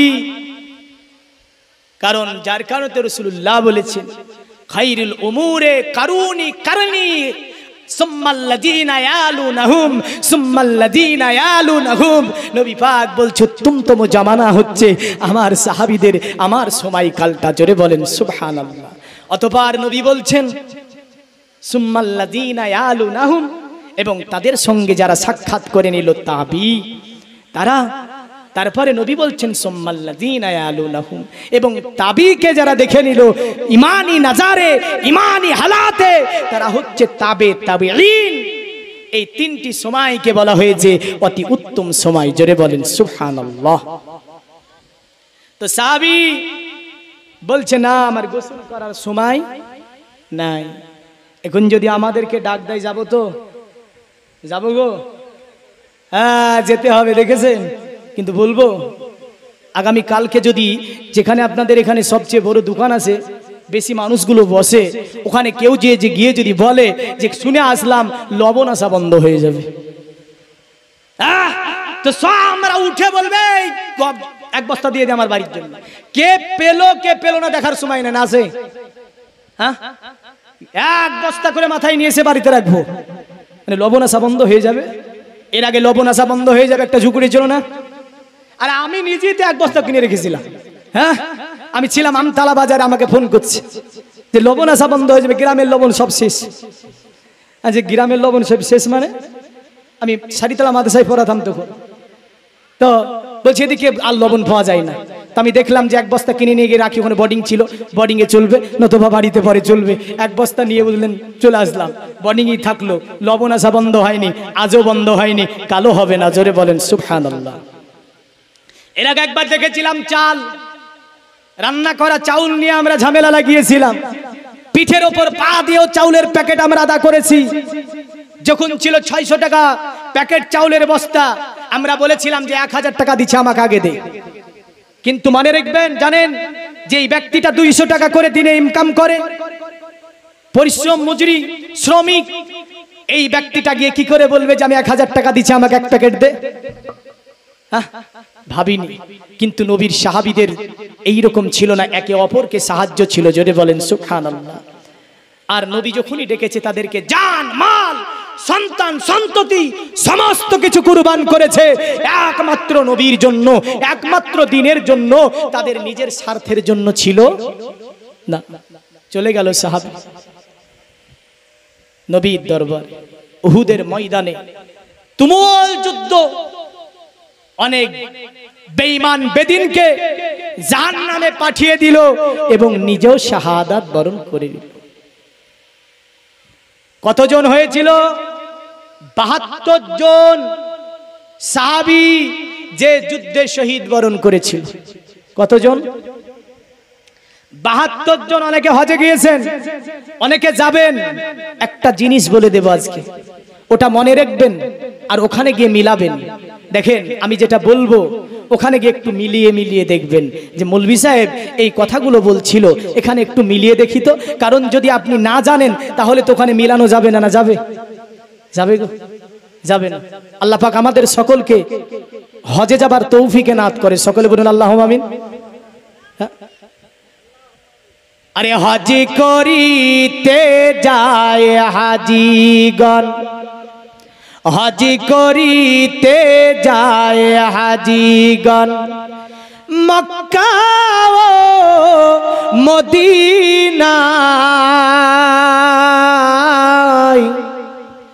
সকল ডেকে ডেকে কয় আমি পাপী গুনাহগার, দুআ করো ভাই। বলে না আমি পাপী গুনাহগার, অর্থ নে আমার নবীর রওজায় যাব আমি বড়ই আকাঙ্ক্ষায়। জোরে বলেন যাবেন না? যাবেন না? নবী পাকের রওজায়ে পাক জিয়ারত করতে যেতে হবে, জিয়ারত করে আসতে হবে ওই জায়গাটি যেখানে উহুদ যুদ্ধ হয়েছিল। সাহাবী হানজালা তো শহীদ বরণ করে গিয়েছে। নবী পাক আমার এত দুঃখ পেয়েছিলেন, এত কষ্ট পেয়েছিলেন। নবী পাকের প্রিয়তম সাহাবী আল্লাহ নবীর চাচা আমিরে হামজা, যিনি বদরের যুদ্ধ পরিচালনা করেছিলেন, এই আমিরে হামজা সাহাবী তিনিও শহীদের শাহাদাত বরণ করেছে। আল্লাহ নবী সাহাবীদেরকে বললেন, সাহাবীরা এই বদরে প্রান্ত, এই উহুদে প্রান্তরে শাহাদার সংখ্যা কতটা হতে পারে? সাহাবীরা এক এক এক এক এক এক করে বলল, ইয়া রাসূলুল্লাহ ৭১ জনকে পাওয়া যাচ্ছে। আমার নবী পাক বলে, আমার সাহাবীরা, আমার একজন সাহাবী হানজালা সাহাবী কোথায়? সাহাবীরা বলে, ইয়া রাসূলুল্লাহ পুরা মক্কায় যে উহুদ ময়দানকে তন্ন তন্ন করে দেখেছি, আমি আমাদের ভাই হানজালাকে দেখতে পাইনি। আল্লাহ নবী বললে, সাহাবীরা, আমার সাহাবীরা, আমার হানজালাকে আমি রাসূলুল্লাহ দেখতে পাচ্ছি। এই সাহাবীরা যাও পাহাড়ে পদদেশে দেখো, আমার হানজালাকে তোমরা দেখতে পাবে। সাহাবীরা বলছে, ইয়া রাসূলুল্লাহ সমস্ত তন্ন তন্ন করে খুঁজেছি, হানজালাকে দেখতে পাইনি। আমার নবী বলছে, গো সাহাবীরা, আমার সাহাবীরা, আমার হানজালা এমন একটা অবস্থায় উহুদ ময়দানে এসেছিল, যখন আমার ডাক হানজালা কানে গিয়ে পৌঁছে যায়, হানজালা উঠে বিছানা থেকে দৌড় দিয়ে আমি রাসূলুল্লাহ আমার দরবারে এসে হাজির হয়েছে। এ সাহাবীরা শোনো, আল্লাহ পাক হানজালাকে এত ভালোবেসেছে, এত ভালোবেসেছে, আমার হানজালাকে আল্লাহর ফেরেশতারা যেন জান্নাতি পানি দিয়ে গোসল করে দিয়েছে। জোরে বলেন সুবহানাল্লাহ। এ পৃথিবীর মুমিন মুসলমান, উহুদে ময়দানে যুদ্ধটা এত মুসলমান আপনার ইসলাম ক্ষতির মুখে পড়ে গিয়েছিল, এমন একটা জায়গাতে পড়েছিল, যুদ্ধে তো জয়লাভ করেছিল, কিন্তু এতজন সাহাবী শহীদ বরণ করেছিল। ৭২ জন সাহাবী যে যুদ্ধে ময়দানে শহীদ বরণ করেছে। আল্লাহ নবী সাহাবীদেরকে বলছে, সাহাবীরা সকল শাহাদার লাশ মোবারক গুলি উটের হাউদার উপর চাপিয়ে নাও, আমি রাসূলুল্লাহ মদিনাতে নিয়ে যাব। মদিনাতে সুন্নতম কবরস্থান, কবরস্থানটির নাম জান্নাতুল বাকিয়া। আমি রাসূলুল্লাহ আমি সকলকে নিয়ে যাবার পরে জান্নাতুল বাকিয়াতে দাফন করব। এলান হচ্ছে, বেঈমান বেদিনরা মক্কাতে এলান করে দিল, পালিয়ে গিয়ে এইদিকে চতুর্দিকে উহুদের ময়দানে রাসূলুল্লাহ শহীদ হয়েছে। এলান করছে, ফালতু এলান একটা এলান করলো, নবীর সাহাবীরা তো শহীদ হয়েছে, বিশ্ব নবী শহীদ হয়েছে। মদিনার একজন মা, তিনি আপনার জিনার স্বামী গিয়েছিল উহুদে, জিনার ছেলে গিয়েছিল উহুদে ময়দানে, জিনার পিতা গিয়েছে যুদ্ধতে উহুদে ময়দানে। এ পৃথিবীর মুমিন মুসলমান, শুধু তাই নয়, মদিনার মায়েরা তারা বেরিয়ে গিয়েছে, রাসূলুল্লাহ শহীদ হয়েছে, বাড়ি থেকে বের হয়ে উহুদের দিকে মায়েরা দৌড়ায়। আর এই যে মা মদিনার যার তিনজন ব্যক্তি, ছেলে, স্বামী এবং বাবা, উহুদের ময়দানে গিয়েছিল, এ আপনার এনার সম্মুখে মদিনার একজন আনসার বলছে, শোনো, তোমার স্বামীও শহীদ হয়ে গিয়েছে, তোমার ছেলেও শহীদ হয়ে গিয়েছে, তোমার বাবাও শহীদ হয়ে গিয়েছে। মা আপনার কাঁদতে কাঁদতে বলছে, ওগো মদিনার অধিবাসী, তুমি বলো আমার রাসূলুল্লাহ কেমন আছে? ছেলে গিয়েছে এতে কোনো ব্যথা নাই, স্বামী গিয়েছে এতে কোনো ব্যথা নাই, আমার রাসূলুল্লাহ কেমন আছে বলো? আল্লাহর নবী কি শহীদ হয়ে গিয়েছে? বলে হ্যাঁ রাসূলুল্লাহ শুনেছি শহীদ হয়ে গিয়েছে। এই মা দৌড়ায় উহুদে ময়দানের দিকে, দৌড়াতে দৌড়াতে নবীর একজন সাহাবীকে জিজ্ঞাসা করছে, এ নবী সাহাবীরা আল্লাহর নবী কি শহীদ বরণ করেছে? বলল না গো মা, আল্লাহর নবী শহীদ বরণ করে নাই।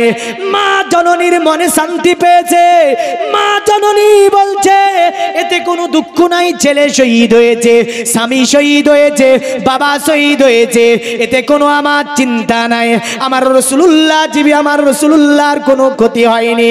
আমি আল্লাহ নবীকে দেখে স্বামী আমার শহীদ হয়েছে, ছেলে শহীদ হয়েছে, বাবা শহীদ হয়েছে, এই ব্যথাটা নিবারণ করে নেব। জোরে বলবেন না সুবহানাল্লাহ? কত ভালোবাসা, কত প্রেম, কত মহব্বত করেছিল তারা আমার নবীকে। দেখেন যে তারা স্বামী স্ত্রী সকল কিছু দিয়ে আমার নবীকে ভালোবেসেছে না বাসেনি? বেসেছে না বাসেনি? কিন্তু আমরা বাঁচতে পেরেছি? পেরেছি? যদি আমরা নবীকে ওই রকম ভালোবাসতে পারতাম, আমাদের সমাজে চুরি থাকতো না? না থাকতো? থাকতো গো। অন্যায় থাকতো না, গীবাত থাকতো না, পরনিন্দা থাকতো না, অন্যর মালকে হরণ আমরা করে নিতাম না। নবীকে যদি মানতে পারতাম, কারণ নবীকে যদি আমরা জানতে পারতাম, নবীর প্রেম মহাব্বত যদি আমরা করে নিতে পারতাম, ভাই ভাই মারামারি করতাম না, এমন করে বাবার সঙ্গে সন্তানের ঝামেলা হতো না, পরিবারে যে দ্বন্দ্বগুলি দেখা যায় এই দ্বন্দ্বগুলি দেখা যেত না। কিন্তু নবী পাককে আমরা মানতে পারিনি, তাই তো আমাদের শান্তি কায়েম হয়নি। নবীকে না মানার কারণে পরিবারে আপনার অশান্তি হচ্ছে, সমাজে অশান্তি চলছে, একে অপরের মধ্যে বিভিন্ন দ্বন্দ্বে লিপ্ত আছি। আপনার বেদের মধ্যে বলেছে, শোন, তোরা যদি শান্তি পেতে চাস, তোরা যদি বাঁচতে চাস, তোরা যদি পৃথিবীর জমিনে সুখময় শান্তিময় বসবাস করতে চাস, মুহাম্মদুর রাসূলুল্লাহকে মেনে নে। মুহাম্মদকে যদি মেনে নিতে পারিস, পৃথিবীতে শান্তি কায়েম হয়ে যাবে। কারণ পৃথিবীটাকে যিনি বাসযোগ্য করে তুলেছেন তিনি আব্দুল্লাহ ছেলে মুহাম্মদুর রাসূলুল্লাহ সাল্লাল্লাহু আলাইহি সাল্লাম। পৃথিবীটাকে যিনি মানব হিসাবে পরিচিত, মানবকে মানব হিসাবে যিনি পরিচিত ঘটিয়েছেন তিনি আব্দুল্লাহ ছেলে মুহাম্মদুর রাসূলুল্লাহ সাল্লাল্লাহু আলাইহি ওয়াসাল্লাম। এই পৃথিবীটাকে যিনি আপনার সুন্দরতম বাগান করে তুলেছেন তিনি আব্দুল্লাহ ছেলে মুহাম্মদ। যার কারণে বলেছে অতুতি সংভবিষ্যন্তি, বেদে এইভাবে আছে, অতুতি সংভবিষ্যন্তি মানংসি বিসাদানিবে বসুদেবঙ্গরা গাতি পুণ্যগন্ধা নিষ্পৃশাম পৌরজন পদরাংবে অতিস্কিলান সুসা দেবাধর্মা কিত্র যুগা দেবালকশ্চাচারা উষ্টা পুষ্ট সসন্তুষ্টা কলকোরজনি চা ভুবা নানা দেবাদে লিঙ্গেষু ভূষানে ভূষিতেষু চ ইন্দ্রজালি বুদ্ধাতি কল্পো কা পূজা কা জানা ন শান্তি।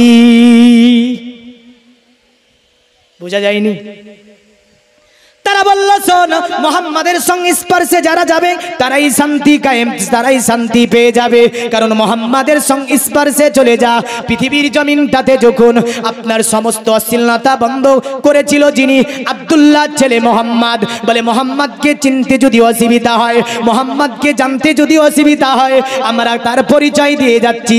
তারা বলছে বাসুদেবঙ্গরা গাতি পুণ্যগন্ধা নিষ্পৃশাম, ওই নবী যে রাস্তা দিয়ে যাবে ওই রাস্তাতে যেন সুগন্ধি থাকবে। জোরে জোরে বলুন, জোরে বলুন। আর শায়েক বেরিয়েছে, মাথায় টুপি, মুখে দাড়ি, বড় জুব্বা, আর শায়েখ বলছে নবীর মুখে গন্ধ ছিল। নাউজুবিল্লাহ বলবেন না? আরো জোরে বলেন। High high high. সনাতন ধর্মে বলছে বাসুদেবাঙ্গারা গাতি পুণ্য গন্ধা নিষ্পৃশাম, অতএব নবী যে রাস্তা দিয়ে যাবে সেই রাস্তা পর্যন্ত খুশবু হয়ে যাবে। আর এ মাথায় টুপি দিয়ে ইবলিস বলতে যে কথা ভয় পায়, এক বলল যে নবীর মুখে গন্ধ ছিল। এ মুসলমান? যদি সনাতনী যারা পুরোহিত আছে, ঠাকুর আছে, এদেরকে বলেন কথাটা ঠিক না ভুল, তো ওরা উঠে বলবে তো পাকা বেঈমান রে। হ্যাঁ, কারণ নবীকে এই কথা বলে, কারণ ঠাকুররা নবী সম্পর্কে জানে, নবী সম্পর্ক ওরা চিনে, কিন্তু বলবে না। বললে অসুবিধা আছে না? বললে অসুবিধা আছে। তো দেখেন যে পরিচয়টা, তারপরে আবার বেদান্তি। আমি এই জিনিসটা আপনাকে জানিয়ে দিয়ে যেটা বলবো বলেছি, নবী পাক 72 জন শুহাদার লাশ মুবারককে উটের হাউদা নিয়ে আসবেন কোথায়? মদিনাতুল মানওয়ারা জান্নাতুল বাকিয়াতে। হাউমাউ হাউমাউ করে কান্নার আওয়াজ। আল্লাহ নবী তাকিয়ে দেখছে উহুদ পাহাড় যেন কান্নায় ভেঙে পড়েছে। আল্লাহ নবী বলছে, উহুদ এমন করে কেন কান্না করিস রে উহুদ? উহুদ আপনার কথা বলতে শুরু করে দিল, ইয়া রাসূলুল্লাহ, আমার বুকের ওপরে 72 জন সাহাবী শহীদ বরণ করেছে। 72 জন সাহাবীর খুন মোবারক আমার বুকের ওপরে রয়েছে। ইয়া রাসূলুল্লাহ, এদেরকে যদি মদিনায় নিয়ে চলে যান, আমি উহুদ যে থাকতে পারবো না। ইয়া রাসূলুল্লাহ, কিয়ামত পর্যন্ত আমি উহুদ এদেরকে আমার বুকের মধ্যে করে নিয়ে আমি উহুদ থাকতে চাই। কি ভালোবাসা দেখেন একটা পাথরের, একটা পাহাড়ের। আল্লাহ নবী বলে, উহুদ আমি নবী এদেরকে রেখে যে মদিনায় থাকতে পারবো না। উহুদ বলছে, ইয়া রাসূলুল্লাহ, আমি যে এদেরকে রেখে আমি থাকতে পারবো না। আল্লাহ নবী বলে, উহুদ কান্না বন্ধ করে দাও, আমি নবী এদেরকে রাখতে পারবো না। উহুদ বলছে, ইয়া রাসূলুল্লাহ, আপনি যদি এদেরকে না রাখেন আমার বুকের ওপরে, আমি উহুদ এই 72 জন সাহাবী যে গোরস্থানে থাকবে, যে জায়গাতে থাকবে, আমি উহুদও ওই জায়গাতেই থাকবো। কারণ 72 জন সাহাবীকে আমি কাল কিয়ামতের দিনে যখন মানুষ উঠবে, আমি উহুদ আমার বুক থেকে এদেরকে হাসরের দিনে উঠাতে চাই। জোরে বলেন, আর একটু জোরে হবে। নারায়ে তাকবীর, নারায়ে তাকবীর। কি তাকবীরের ধ্বনি? নারায়ে রিসালাত, মাসলাকে আলা হযরত। জোরে দেওয়া যাবে না? একটু জোরে বলেন তো, ইয়া রাসূলুল্লাহ।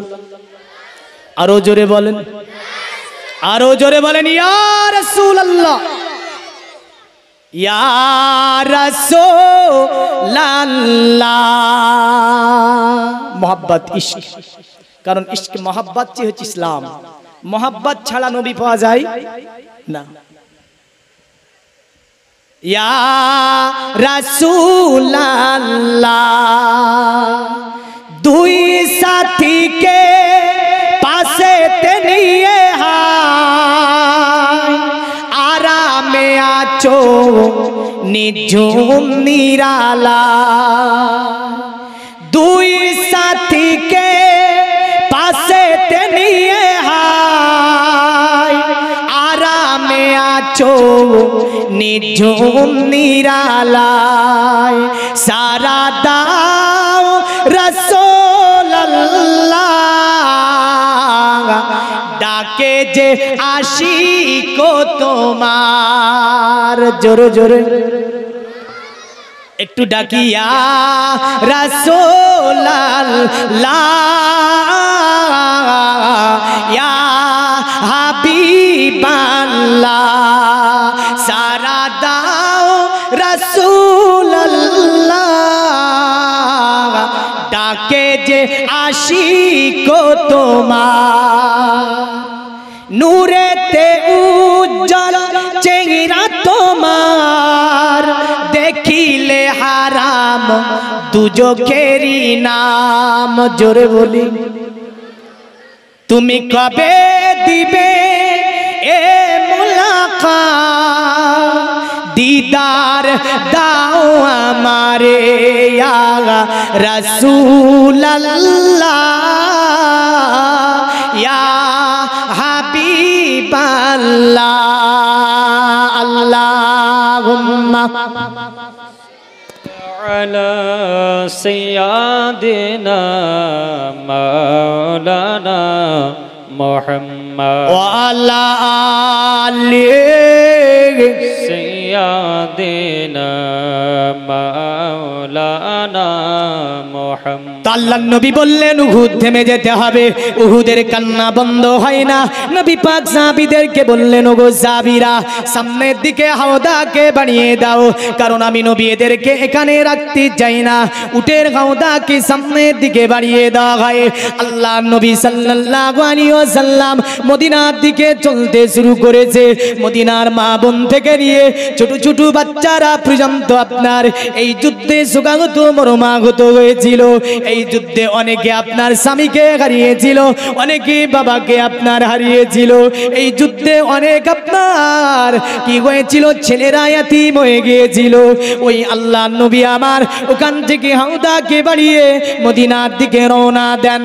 ইতিমধ্যে আল্লাহ নবীকে ডাক দেয়, উহুদের পাহাড় থেকে ডাক বেরিয়ে আসে, ইয়া রাসূলুল্লাহ ইয়া হাবিবাল্লাহ, নবী গো এমন করে নিয়ে যাবেন না, আমি উহুদ থাকতে পারবো না, আমি আপনাকে কথা দিয়েছি যা ওটাই করব। আল্লাহ নবী পিছন দিকে তাকিয়ে দেখে উহুদ পাহাড় যেন আপন জায়গাকে ত্যাগ করতে শুরু করে দিয়েছে। উহুদ পাহাড় যেন টার্নিং নিয়ে বেকাতে শুরু করেছে। আল্লাহ নবী হাত তুলে দাঁড়িয়ে গেলেন, এ উহুদ থেমে যা, এ উহুদ তুই থেমে যা, আমি রাসূলুল্লাহ বলছি এমন করে আর আগাতে হবে না সামনের দিকে। এ উহুদ আমি রাসূলুল্লাহ, অতএব এমন করে তুই যদি আমার কাছে এই ৭২ জন শাহাদাকে নিজে বুকে রাখতে চাস, আমি নবী মদিনাতে প্রতিদিন যে কবরটা জিয়ারত করি যার নাম জান্নাতুল বাকিয়া, আমি রাসূলুল্লাহ প্রতিদিন ফজর নামাজ পড়ে এই ৭২ জন সাহাবীর মাজার শরীফ জিয়ারত করব। আর তুই এমন করে কেন নিজের জায়গাকে ত্যাগ করে দিস? উহুদ বলে ইয়া রাসূলুল্লাহ আমি যে থাকতে পারবো না। আল্লাহ নবী বলে উহুদ দাঁড়িয়ে যা, আমি রাসূলুল্লাহ কথা দিলাম এই ৭২ জন সাহাবীকে আমি নবী তোর বুকে আমি দাফন করে দেব। সঙ্গে সঙ্গে উহুদ আপনার চলা বন্ধ করে দিল। জোরে বলেন ৭২ জন শুহাদা নবী পাক সাল্লাল্লাহু আলাইহি সাল্লাম এই উহুদের যে শুহাদা ৭২ জনকে নিয়ে অনেকগুলি হাদিস আমরা দেখতে পাই।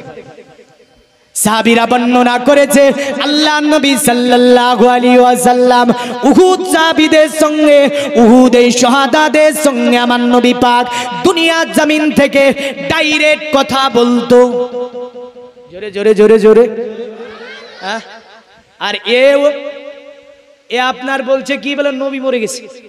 হায় হায় হায় হায়, এর ইমানটা মরে গেছে, বুঝলেন? এর ইমানটা মরে গেছে, নবী মরেন। এখন যদি রৌদ্র দেখা যাচ্ছে সূর্য নাই বলে কি বলবেন ওকে? কি বলবেন গো? কানা বলবেন না? হ্যাঁ, এখন যদি কেউ বলে লাইটটা দেখতে পাচ্ছি না কি বলবেন ওকে? কানা বলবেন? ওপরে আপনার ধোঁয়া আছে মানে নিচে আগুন জ্বলছে, রৌদ্র আছে মানে ওপরে সূর্য আছে। এমন করে আপনি জেনে রাখবেন আপনার কিরণ পড়ছে, ওপরে চাঁদ আছে। তো লা ইলাহা ইল্লাল্লাহ সাথে মুহাম্মাদুর রাসূলুল্লাহ আছে মানে আমার নবী পাক জিন্দা আছে, এমনটা তো হয় না। রিসালাত জারি থাকবে নবী মরে যাবে, রিসালাত শুরু থাকবে নবী মরে যাবে, এমনটা তো হতে পারে না। কারণ রিসালাত জারি আছে, আমার নবী জিন্দা, এতে কোনো সন্দেহ নাই। নবী নিজেই বলেছেন আন-নাবিয়্যু আহইয়াউন ফি কুবুরিহিম, প্রতিটা নবী আপন আপন কবরে জিন্দা আছে। তাদেরকে আল্লাহ রিজিক দেয়, তারা খায় এবং পান করে, ইচ্ছা করলে পৃথিবীর যে কোনো জায়গা ভ্রমণ করতে পারে। নবীগণ কেমন আছে কবরে? বলছে নবীগণ ইচ্ছা করলে প্রতি হজের মৌসুমে হজও করতে পারে। জোরে বলেন সুবহানাল্লাহ। এই পৃথিবীর জমিনে মুমিন মুসলমানেরা নারায়ে তাকবীর, আল্লাহু নারায়ে তাকবীর, नाराए रिसालत या रसूल मसला के आला हजरत हजरत मौलाना उबैदुल इस्लाम जमाली साहिब जिंदाबाद नाराए तकबीर नाराए रिसालत या रसूल अल्लाह। तो अल्लाह नबी जनाबे मोहम्मद रसूलुल्लाह सल्लल्लाहु ताला अलैहि ওয়াসাল্লাম তিনি কেমন আছেন আলী শেরে খোদা হাদিস বর্ণনা করে বলে আমি আলী রাসূলুল্লাহর মাজারের কাছে আমি আলী খোদা ঘুমিয়েছিলাম আল্লাহ নবী ডাকছে আলী গো ওগো আমার আলী তুমি ক্ষুধার্ত আলী ঘুমের মাধ্যমে বলছে হ্যাঁ ইয়া রাসূলুল্লাহ আমি আলী ক্ষুধার্ত রয়েছি আমার নবী পাক আলীকে বলছে আলী এই রুটিটা তুমি ভক্ষণ করে নাও হযরত আলী বলছে আমি রুটিটা নিয়ে নিলাম আমি ভক্ষণ করতে শুরু করে দিলাম আমি আলী ওই রুটিটার অর্ধেক ভক্ষণ করা গতি আমি জাগৃত হয়ে গেলাম দেখলাম আমার হাতে অর্ধেকতম রুটি মজুদ ছিল জোরে জোরে জোরে তাহলে নবীকে মরা বলা যাবে যাবে খবরদার না আরে সনাতন ধর্মই তো নবীকে মরা বলতে পারেন আর আপনি আমি মুখে দাড়ি রেখে মাথায় টুপি দিয়ে বলছে নবী মরা নাউজুবিল্লাহ। তো আমি আয়াতে কারিমা তেলাওয়াত করেছিলাম আল্লাহ বলছে ইয়া আইয়ুহাল্লাযিনা আমানুস্তানিবু লিল্লাহি ওয়ালির রাসূলি ইজা দাআকুম এ পৃথিবীর ইমানদারেরা এ বিশ্বাসীরা যখন তোমাদেরকে আল্লাহ রাসূলের তরফ থেকে ডাক দেওয়া হবে পৃথিবীর সব কাজকে বন্ধ করে দাও আমার নবী পাকে ডাকে সাড়া দিয়ে দাও এতেই তোমাদের জীবনে মঙ্গল আছে এতেই তোমাদের জীবনে কল্যাণ আছে এতেই তোমাদের জীবনের অতএব জীবন উত্তমতম আছে তাই বলবো পৃথিবীর জমিনে আপনি রাসূলুল্লাহর উপদেশ মেনে নেন নবী পাকের উপদেশটি জীবনে বাস্তবায়ন করে নেন চলার পথে বলার পথে সংসার জীবন থেকে নিয়ে এমন করে আপনার শিক্ষা জীবন থেকে নিয়ে আপনার কোনো জীবনই অভাবন্টন হবে না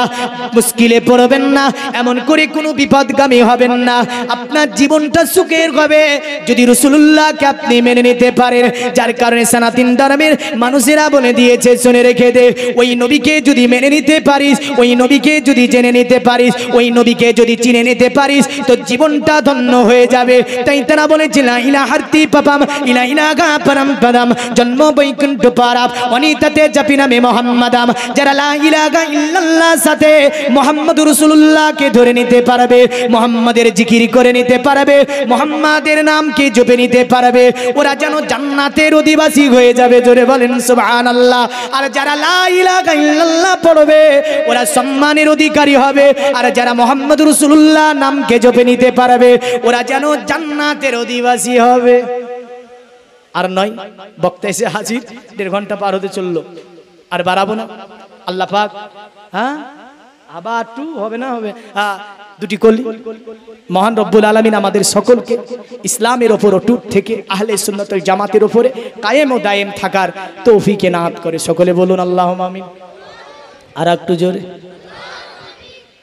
আশোক যতই তুফান আমি কভু তো ডরি না ভয় আছে তুফান আসছে কিন্তু একটা তুফান আগামী আসছে বুঝলেন গতকালকে যে আমরা দেখছিলাম না খবরাখবর সমীক্ষা হচ্ছে সমীক্ষার পরে কি অবস্থা হচ্ছিল দেখলেন না হ্যাঁ আসছে দিন আরে আমার হৃদয়ে কাবা নয়নেতে মদিনা জোরে জোরে জোরে এই দুটি জিনিস রাখবেন আমার হৃদয়ে কাবা নয়নেতে মদিনা সৃষ্টির প্রথমে মুহাম্মদ অঙ্গ যে নূরে আহমদ বলবেন না সৃষ্টির প্রথমে মুহাম্মদ অঙ্গ যে নূরে আহমদ কলেমাতে আছে ঈমান মোর সাথে আছে রাব্বানা আমার হৃদয়ে কাবা নয়নেতে মদিনা আমার হৃদয়ে কাবা নয়নেতে মদিনা শেষ ছন্দ পাকি পাঞ্জাতনে পাতা আমার হবে গোছাতা। জোরে বলুন সুবহানাল্লাহ। ফাতেমা তাকিবে পিছে আলী কইবে কথা, হাসান দেখাবে আলো হুসাইন বলিবে ঠিকানা। জোরে জোরে বলুন। আমার হৃদয়ে কাবা নয়নেতে মদিনা। আল্লাহ পাক আপনাকে আমাকে সকলকে নবী পাকের ভালোবাসা, নবী পাকের প্রেম, নবী পাকের মহব্বত নিয়ে পৃথিবীর জমিনে 5 ওয়াক্ত নামাজ আমাদের সকলকে পড়ার তৌফিক এনাত করে। সকলে বলি আল্লাহুম্মা আমিন। ওয়া আখিরি দাওয়ানা আনিল হামদুলিল্লাহি রাব্বিল আলামিন। বলার মধ্যে ভুল ত্রুটি মার্জনীয়। আসসালামু আলাইকুম ওয়া রাহমাতুল্লাহি ওয়া বারাকাতুহু।